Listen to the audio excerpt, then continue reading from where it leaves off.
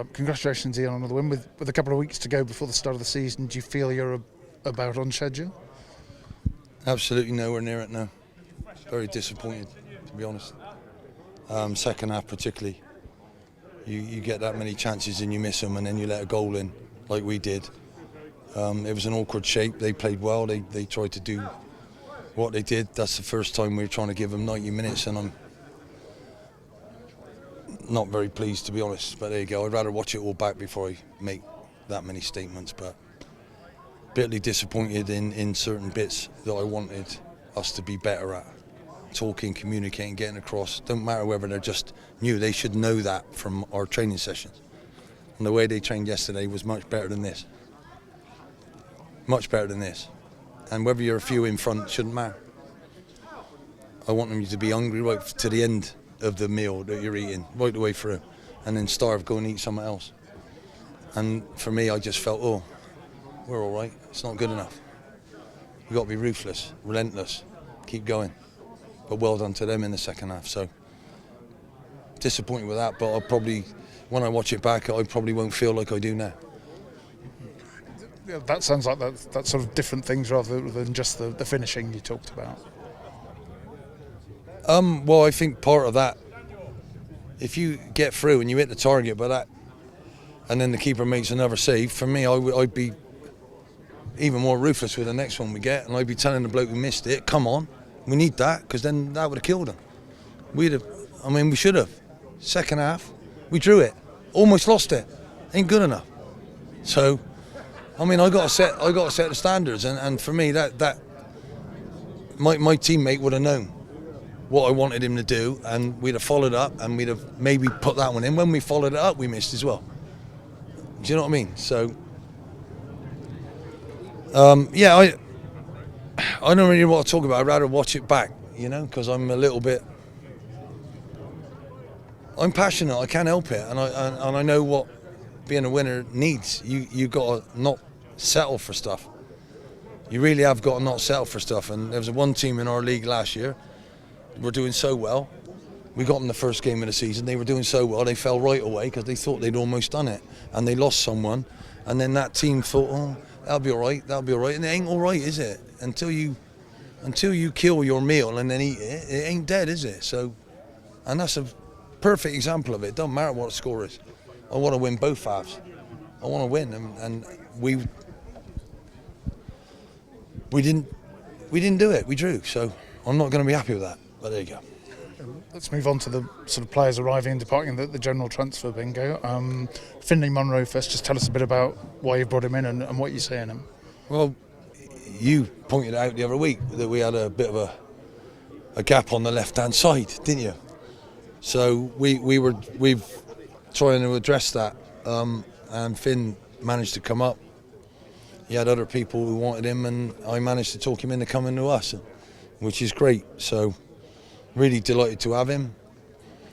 Put him in a game the other day, and he almost got injured. So thank God he could see he loves to tackle, but I should have never done that. I should have used him in training so he got used to us. But he's been out on loan last year in a much higher league than ours over in Spain, and I'm just delighted that Aston Villa have let him come to us, and I'm delighted he's chosen to come to us. So I'm really excited about how his skill set will fit in with us when he gets a grip of what we're doing. So that's why I've done it now.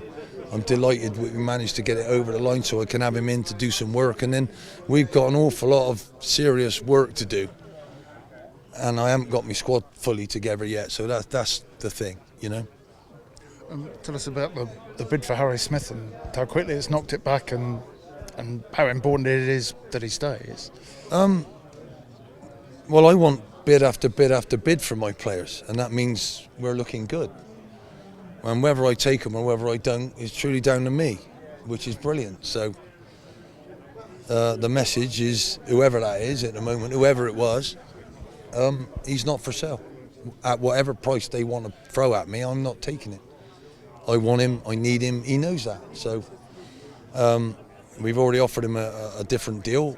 That hasn't come to pass, so I've said, well, go on and earn it. So he is running out of contract till the end of next year, but as with Botan, you're not going, you're mine. I got a year to work with you, and let's see where we are in January if you don't get one earlier than that. But I fully anticipate, and I want to get loads of offers for loads of people and say, no, sorry, he's not for sale. And then that'll give a great message to our fans who are slightly exuberant at the moment, to be honest with you. I think that whatever they were drinking here has gone down well today in this hot day, and just calm down a bit, because did you watch the second half? I'm not happy with it. But I want to build, and I want to things, and also the team that offered for Harry know him, so I'm not surprised. What I'm surprised about is they're in our level. Where's the other ones? Because I think he was exceptional last year, and that's why I don't want to get rid of him in any way, shape or form, and he won't be going anywhere. So, and if he does, it's because I don't want him to be here. And that's certainly not the case, is it? You have let Tinmisha go to St Mirren, so what's the thinking there? Well, that was between me and him, and that was between what I wanted him to do and his skill set. And I've got Joe Snowden and I've got John McGregor back in my squad, and I just simply told him I don't think you'll be in front of them two. So, and if it was now, I wouldn't be giving you next year. So somebody else might want you, and I don't want you ending last season feeling frustrated because you've worked your socks off. He came back much fitter than he was, but his skill set is, I want something a little bit different to that. So he's just got a club in Scotland who's given him not just this year, next year as well. So happy days. I've given him that chance to go and do that, and he deserves it, because what I'm looking at down my right hand side might not have been him. And I was a headmaster, told everybody, give them a school report, my school of football. This is where you stand, this is what I want you to do, so everybody knows where they want. And I've just put a flea in their ear, because if they think that's good enough, then I'm not happy. Give them some homework. You talked a bit about still wanting to reshape the squad. Are you expecting more outgoings first of all? Well, not necessarily outgoings, but we haven't got a games programme for some of the young ones, so we'll be trying to work that. That's why we're playing a lot of local people. Hopefully they'll see the attitude that I've got about wanting to win, and I'm a little bit lively on the side. I can't help it, because life's about being better all the time, and you're in pre-season and you can never tell where you are in pre-season deep down, but you have to show that desire, and some of the young lads have been absolutely exceptional. But I haven't got games programme for them, so what I might do is loan them out. I've told them this, and they'll get some games, and I might keep one or two others back in, and I might add somebody else. So it's all ifs, buts and maybes. But, you know, at the end of the day, just because someone offers and it all melts online and all of it, hello, do you think I'm stupid enough to try and sell Harry? Do you think my chairman wants me to not be happy with his team? He's going to let me do it, so you have to trust me at the end. So, you know, that's where we are, and I want offer after offer from my players, but because we're doing well. So I think it's just normal. I'm just surprised other people higher than that haven't bothered after the season he had last year. And last one for me, no sort of trialists involved, so a trialist done, is Scott Sinclair with you, and is that to sort of help him build up fitness, or is there something I've that known can Scott happen? since he was 10 years old, and he's 36, and he's had some family issues where his ex-wife's gone off. He's had to look after his kids. I'd have had him 2-3 weeks ago, but he looks after himself so well. I'm just getting him up to speed before I can play him in any of our games. We've got one against each other on Tuesday, and I might see how I might use him, because he don't think he's finished yet, and I have to prove to him that I'm good enough for him to want to get out of bed, come along and come and help us do something. But we're not at that stage yet. He's a wonderful kid. Even now he's showing some of my lads what he can do, how to talk, how to communicate, what to do. And as Jake Tabor said, Jesus Christ, who's he, Gaff? Look at him. God blimey, I can learn from him. God Christ. It's amazing.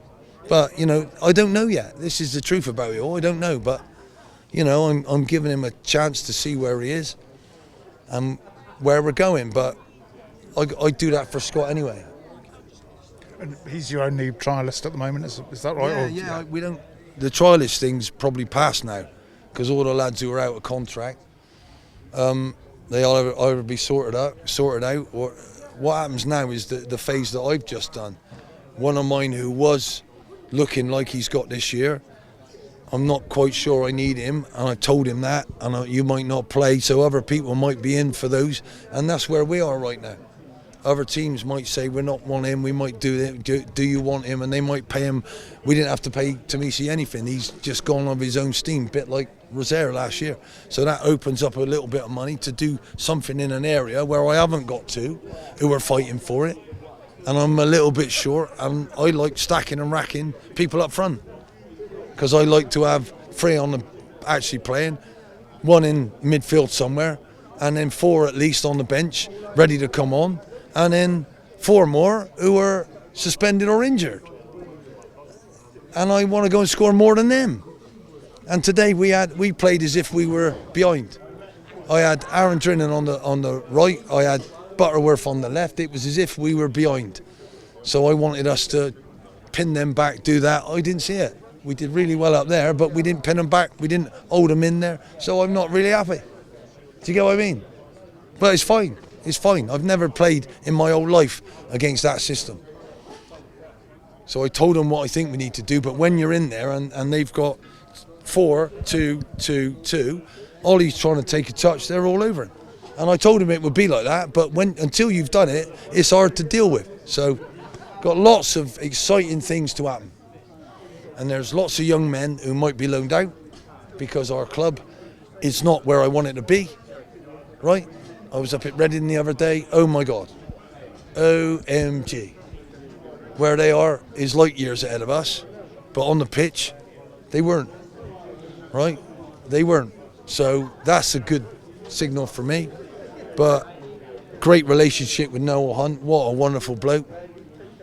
Absolutely marvellous. We played a game up there, we might be able to pop some little friendlies in, right? It would suit us down to the ground to have that sort of level. And his youth team were excellent. They beat us 2-1. They were absolutely excellent. Got a dodgy penalty, by the way, but never mind, I won't mention that. But it's great to get connections and see where you're going. It's all about a belief, and I just want people to understand. I want offers coming in from my players. That don't mean they're going to go. It might have done a few years ago, but it ain't going to be now. So do me a favour. I think I'm still quite excited. If I'm not going to accept that today, then aren't I setting the right standards for you lot to come back and come along? You know, I think we've needed more tickets for Walsall away. What a great thing that is. Let's get some good feeling going. But please be realistic about, and have a look at last season. Whoever thought they might gallop forward and get up might not. Because it's about being consistent and being there at the end for that final push. And unfortunately, we petered away. Bromley, petered away. Harrogate away, petered away. And we weren't far off it. I need to stop 20 goals going in, and we need to score as many as last year, and that will get us where we need to be. And how hard's that going to be with who came up and who came down, and the money that they might have, and the squad that they might have, and the ones I didn't keep in my squad because you didn't want to stay, or they've gone somewhere else. So whoa. It's a joy, absolute joy, a bucket full of excitement, and sometimes I can't believe it. I get so excited about it, I got to pour a bucket of cold water over my head so I can be straight, and here we go. And if I carry on showing that sort of passion, it won't be very good for my team. But right now, I'm allowed to, because they don't run, they don't work as hard as, even on a hot day, come on. I need to be some sort of example on that front. But I will not be like this on the touchline in the league. But I've got every right to do it here if I don't like what I see. They need to have it so they understand the standards that I'm trying to say. So if you were behind me and you heard some quite right language, I didn't mean it. I'm just trying to get my frustrations out. And I know I should lead by example, but I want to win.